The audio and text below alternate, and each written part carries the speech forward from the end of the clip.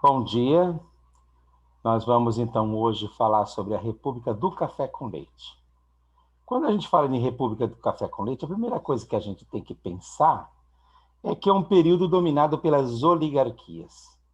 Quando eu falo de oligarquia, eu estou me referindo a um tipo de estrutura da sociedade aonde um grupo de pessoas, geralmente os mais ricos, a elite, né, controla o poder, seja social, econômico ou política de uma determinada época, de uma determinada região. Tá? No caso específico do Brasil, nós estamos falando de oligarquias agrárias, porque a política era concentrada nas mãos dos grandes fazendeiros. Fazendeiros de café do estado de São Paulo e de Minas, né, e de leite do estado de Minas Gerais. Portanto, e é por essa razão que esse período ficou conhecido como a República do Café com Leite. Nós vamos agora fazer um rápido passeio aí pelos diversos presidentes da República que governaram durante esse período. É claro que eu não tenho a pretensão de que vocês gravem os nomes dos presidentes da República, até porque a história não é uma disciplina que a gente aprende decorando o nome, né, de presidente, nem decorando data. Essa é uma visão equivocada da história. Então, eu vou apresentar para vocês os presidentes de forma geral e alguns fatos que aconteceram, e principalmente a resistência popular nesse momento. E por que é importante falar sobre esses movimentos de resistência? Porque é importante que fique claro que não havia nenhuma unanimidade na sociedade. Não é verdade que os camponeses estavam lá contentes com aquela situação e, portanto, não se manifestavam, ou mesmo as camadas urbanas, quando começa a se desenvolver alguns centros urbanos aí da capital, na época era o Rio de Janeiro, ou mesmo de São Paulo, então não havia uma unanimidade, não havia uma, muito pelo contrário, havia um controle político por essas elites que governavam de acordo com seus interesses e não da população. Eles praticamente se apropriavam do Estado em função dos seus interesses. É isso que precisa ser levado em consideração. Mas o importante é vocês terem uma ideia do quadro geral. Mas, de qualquer maneira, eu vou falar para vocês um pouco desses presidentes. O primeiro presidente que a gente pode dizer que é um presidente marcado por essa perspectiva da República do Café com Leite é o Prudente de Moraes. Prudente de Moraes, ele preside o Brasil de 1894 até 1898. Portanto, ele é o primeiro presidente dessa república oligárquica.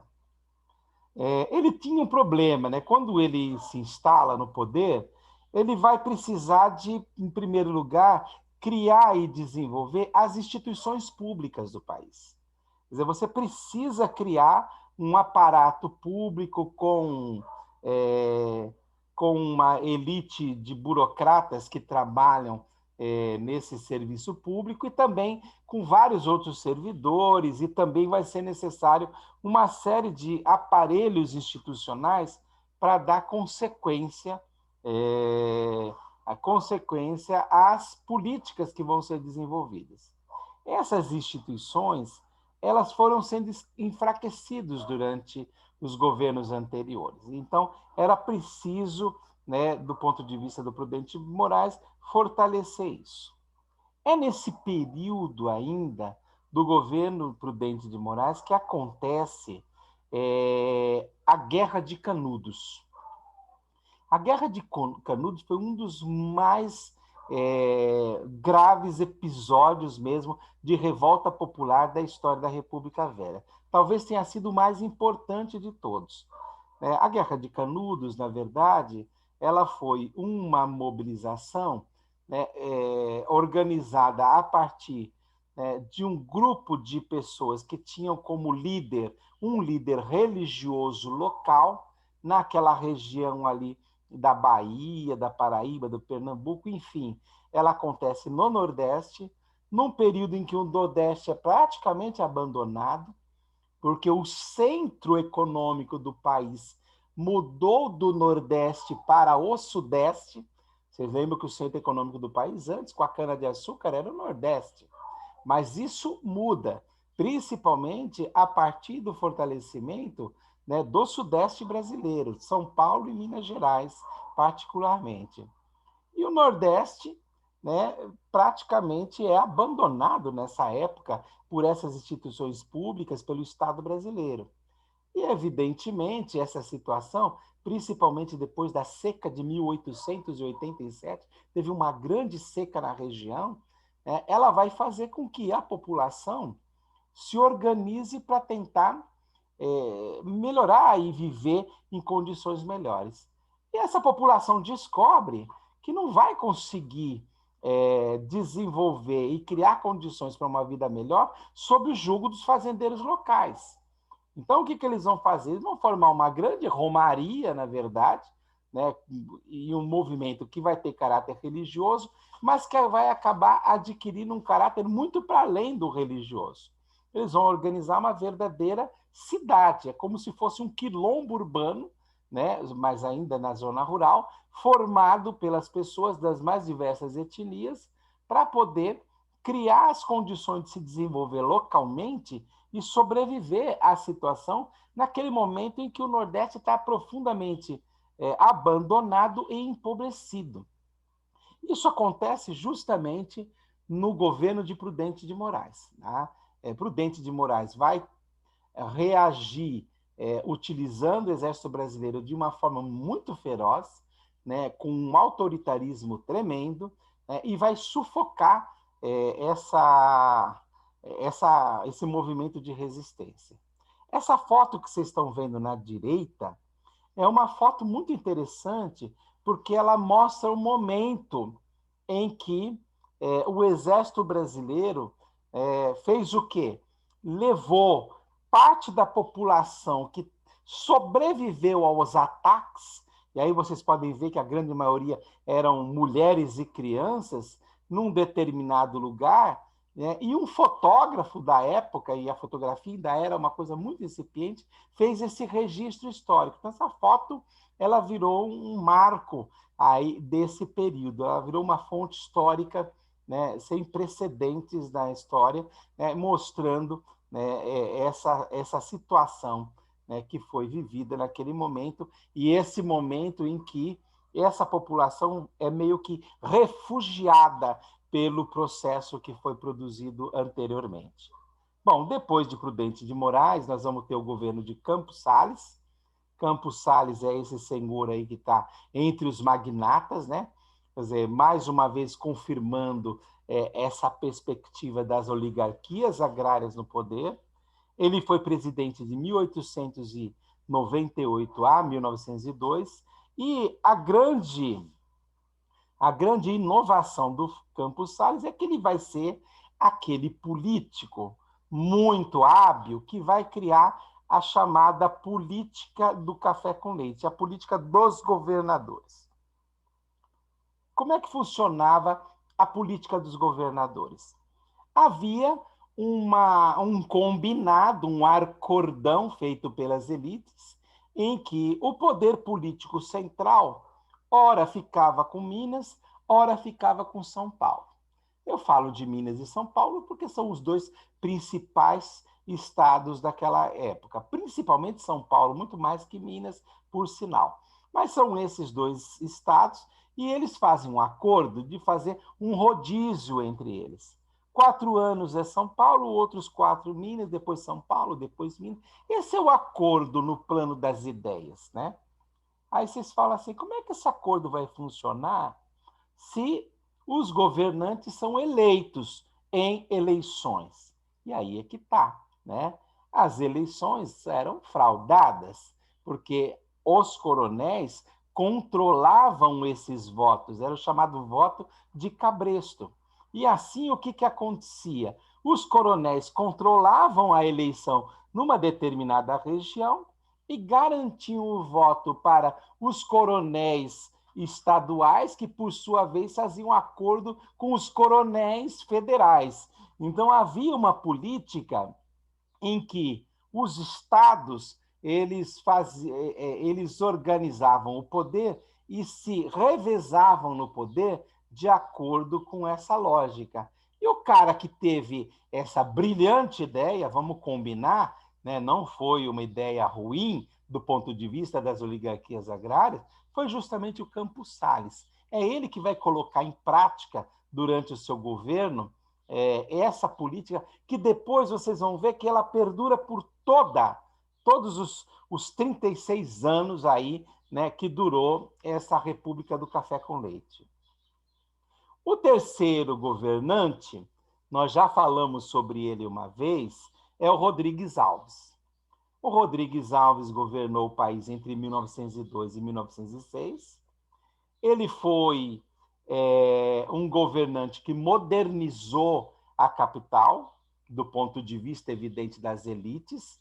Então, ele teve uma preocupação também por garantir que a cidade do Rio de Janeiro, que era a capital do Brasil naquela época, tivesse melhores condições estruturais, porque havia uma política de imigração e eles tinham interesse em trazer imigrantes para substituir os negros que haviam sido tinha tido a abolição da escravidão, esses negros estavam desempregados, mas a política de Rodrigues Alves e dos governantes da época era no sentido de embranquecer a população.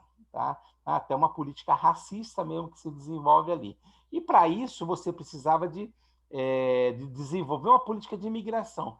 Mas como garantir a migração se o porto não estava preparado para receber os navios, né, e aquele contingente de imigrantes? Como garantir o escoamento da produção também, se o porto ainda tinha uma série de problemas? Então, é por isso que há uma reforma que é feita por Rodrigues Alves nessa época, que vai começar pelo Porto, mas depois vai continuar por toda a cidade, é a grande reforma urbana da cidade, do Rio de Janeiro. Tá? Essa reforma, evidentemente, como todas que a gente conhece, ela teve como princípio fundamental expulsar os pobres. Os pobres foram expulsos lá para o morro, foram colocados de fora, eles abriram avenidas onde antes eram as casas, né? E isso fazia com que houvesse uma grande resistência popular, né? O que justifica, né, que houvesse uma grande insatisfação popular. É nesse contexto, né? É nesse contexto que explode a malária, né? Um surto de malária no Rio de Janeiro, tremendo.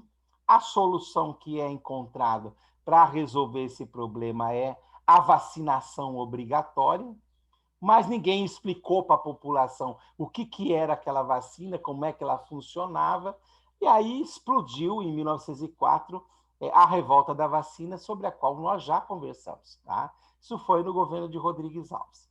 Rodrigues Alves urbanizou de forma conservadora e autoritária a cidade do Rio de Janeiro, né? E continuou governando de acordo com os interesses dos cafeicultores, até porque Rodrigues Alves, a exemplo dos outros dois anteriores, também era paulista. Né? Embora a política do café com leite prevesse um rodízio, né, esse rodízio nem sempre era tão rigoroso assim. Então, Prudente Moraes, Campos Salles, Rodrigues Alves, os três eram paulistas. Afonso Pena vai ser o primeiro mineiro dessa história e ele vai ser o presidente que vai fazer e vai implantar o chamado Convênio de Taubaté. Né? Ou seja, ele vai fazer a primeira medida de intervenção do Estado na economia, justamente com o objetivo de superar a crise da superprodução. Então, havia uma grande superprodução cafeeira, tá? Era preciso resolver como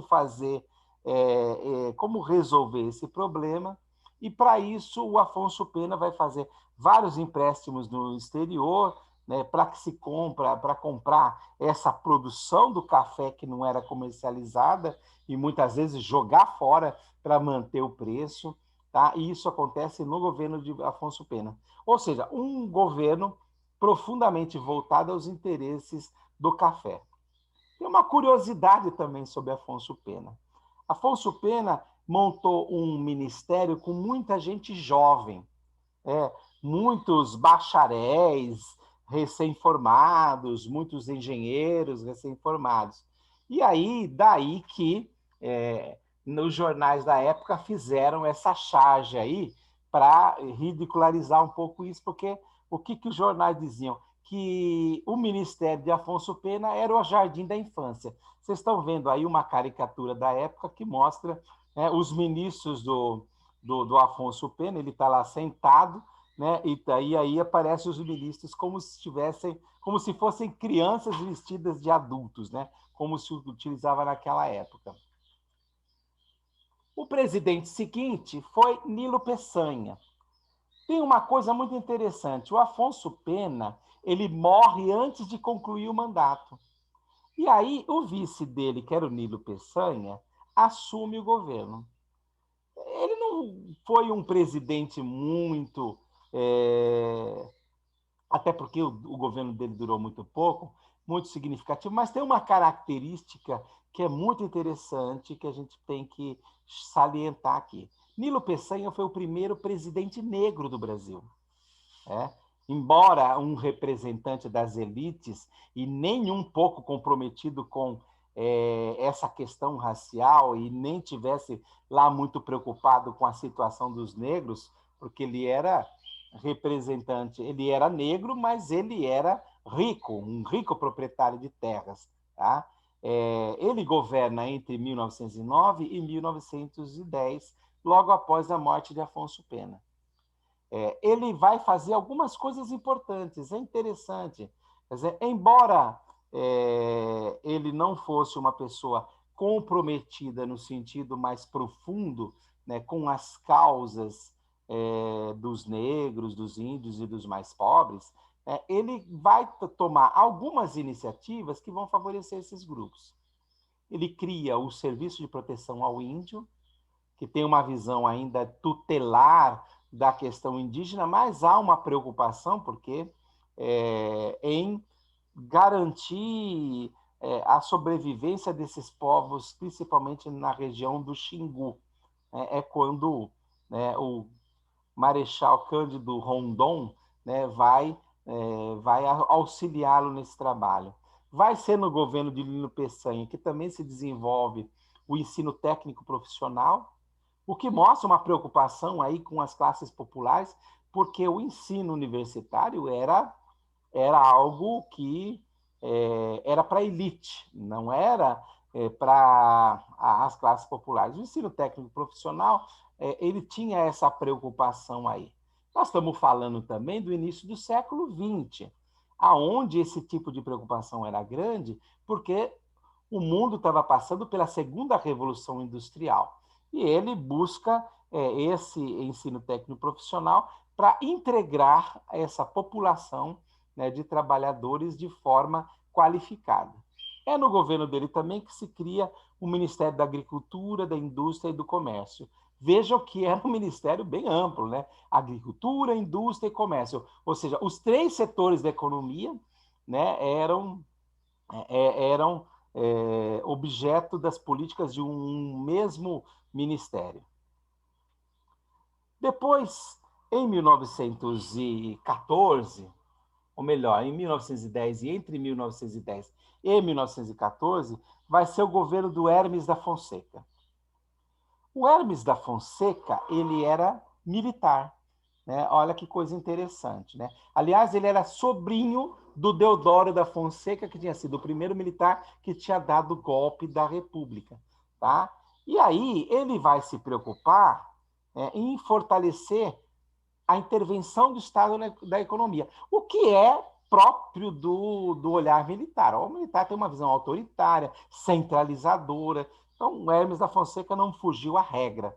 Tá? Embora ele estivesse ali como representante das elites cafeeiras, a sua perspectiva era uma perspectiva marcada por essa visão autoritária. É por isso que no governo de Hermes da Fonseca há um enfraquecimento da política muito grande. Há também, ele também enfrenta dois grandes conflitos na sua época. Um deles militar mesmo, tá? É durante o governo de Hermes da Fonseca que acontece a revolta da Chibata. Aí, vamos entender isso. Olha, a revolta da Chibata. Vocês estão vendo ali a imagem do João Cândido, que é o grande líder, né, o chamado Almirante Negro, né? Ele era da Marinha, ele era uma revolta que aconteceu na Marinha. Por quê? Porque os marujos, eles se revoltaram contra a prática de castigos corporais. Então, vejam só, não havia mais escravidão. Boa parte dos que eram recrutados para Maria eram negros, tá? Principalmente os marujos. E como que a elite branca dos generais e superiores, né, almirantes e os grandes superiores ali, resolviam o problema e continham ali o movimento e evitavam motins e garantiam a disciplina? Com chicotadas. Com chicotadas. Era dessa maneira. Por isso que a revolta da Chibata, porque os marujos falaram, não, nós não somos escravos, nós somos negros, mas nós não somos escravos. Nós não vamos aceitar isso mais. E aí há uma grande mobilização, os marujos tomam conta de um navio, ameaçam bombardear o Rio de Janeiro, né? Então o conflito se torna extremamente grande, né? Vai ser preciso fazer uma negociação, mas o Hermes da Fonseca, na verdade, faz uma negociação mentirosa, porque, na verdade, ele vai trair mais adiante, mas, evidentemente, algumas coisas precisaram mudar. Por exemplo, os castigos corporais foram retirados, né? Foram proibidos a partir dali. E é no período ainda de Hermes da Fonseca que acontece a Guerra do Contestado. Uma mobilização muito parecida com aquela primeira que eu falei, a chamada de Guerra dos Canudos, que era movida por valores religiosos e formação de um grande grupo de peregrinos que vai organizar uma espécie de quilombo ali, onde vai se organizar uma comunidade livre e que vai produzir para seus próprios benefícios, a despeito da produção e dos interesses dos cafeicultores. Ali, no caso, não é nem cafeicultores, né, dos latifundiários da região, tá? Mas ali aconteceu uma coisa muito interessante. Tinha uma região em que havia uma contestação de que se pertencia a Santa Catarina, se pertencia ao Rio Grande do Sul, e é nessa região que estava em contestação, a região chamada do Contestado, que vai estourar o conflito, ainda durante o governo de Hermes da Fonseca. Tá? O pretexto para o início dessa revolta vai ser a construção de uma estrada de ferro que se pretendia fazer passando por cima do território onde estavam os sertanejos, ou seja, justamente para utilizar essa construção como um pretexto para desmobilizar a população ali. A população não aceitou, evidentemente, houve uma grande resistência e aí houve a Guerra do Contestado. Depois vem o governo de Venceslau Braz. Tem duas coisas interessantes da gente chamar a atenção pelo governo de Venceslau Braz. A primeira coisa é o seguinte: Venceslau Braz governou o Brasil entre 1914 e 1918. E o que estava acontecendo no mundo entre 14 e 18? A Primeira Guerra Mundial. Então, ele vai ser aquele presidente que vai garantir a participação dos brasileiros na Primeira Guerra Mundial. Tá? Então, daí que os pracinhas vão sair pela primeira vez e vão lutar em nome do país e tal. Tá? É também no período de Venceslau Braz que acontece a primeira grande greve geral do Brasil, que aconteceu em 1917. De 1917, por sua vez, é um ano que também vai estourar na Rússia a Revolução Russa, tá? Que vai implantar o governo soviético. Então, não por acaso, né, havia um grande descontentamento, principalmente nas cidades urbanas, tá? E vai acontecer a grande greve geral de 1917, a primeira grande greve. Tá? O Brasil, nessa época, ele tinha poucas fábricas, ele tinha poucas indústrias, era ainda uma coisa muito incipiente, e para essas indústrias, para essas fábricas, vieram trabalhar muitos imigrantes europeus, imigrantes italianos, espanhóis, portugueses. E aí tem uma coisa interessante, né? Porque essas pessoas que vinham da Europa traziam na sua cultura não só um conhecimento sobre o trabalho já na fábrica, porque vocês sabem que a Revolução Industrial lá na Europa estava acontecendo desde 1600, desde 1870, então já era algo já bastante desenvolvido, já estavam na segunda Revolução Industrial, o Brasil não estava nem começando a sua primeira, na prática, né, se a gente analisar bem, mas esses que vêm para cá, eles têm toda uma cultura de resistência, né, com o desenvolvimento de várias tecnologias e de vários discursos que circulavam na Europa. O anarquismo, o ecossocialismo, né, o socialismo, ou mesmo o sindicalismo. Então, essas pessoas que vieram para o Brasil nesse período da imigração de massa vão ser responsáveis, aí, de certa maneira, pelo primeiro núcleo de contestação fabril que a gente vai ter dos operários nessa região. E é nesse contexto aí que vai acontecer a primeira greve geral do Brasil em 1917. Isso no governo de Venceslau Braz. Depois nós vamos ter um período marcado por dois governos muito curtos. O primeiro deles vai ser o governo de Delfim Moreira. Delfim Moreira, ele assume o poder assim em 1900, deixa eu ver aqui, acho que é em 1918, 18 mesmo, com a morte do Rodrigues Alves, que foi assim, Venceslau Braz estava no último ano do governo, ele fez as eleições, a chapa de Rodrigues Alves ganhou as eleições, o vice era Delfim Moreira, mas o Rodrigues Alves, uma coisa que já vai acontecer depois na história do Brasil mais de uma vez, né? O Rodrigues Alves morre antes de tomar posse. E quem assume é o Delfim Moreira.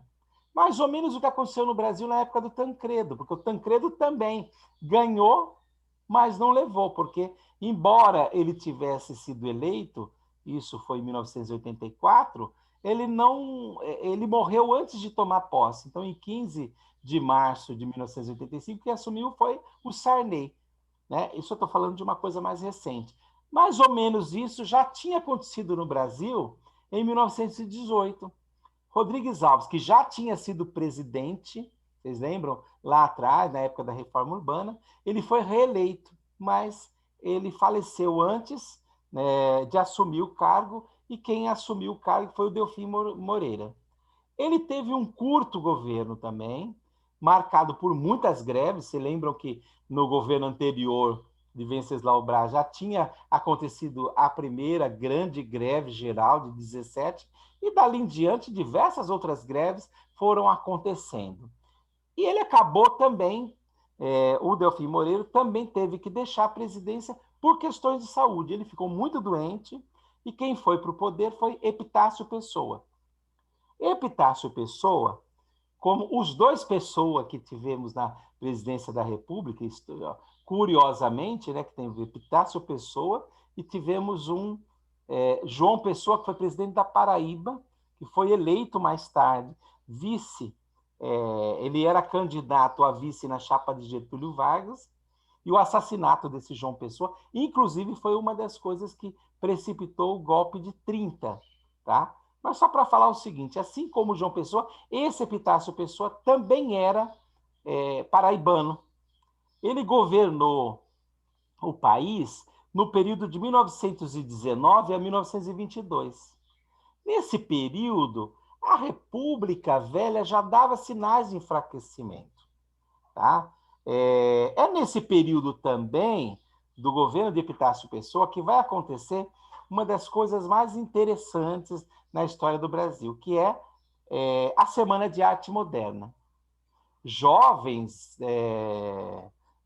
artistas, cantores, pintores, poetas, né, vão fazer uma semana que vão expor uma série de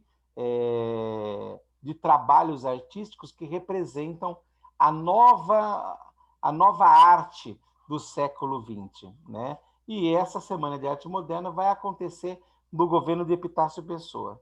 Vejam, o Epitácio Pessoa não foi nem um presidente lá tão importante, né, e tão rememorado assim.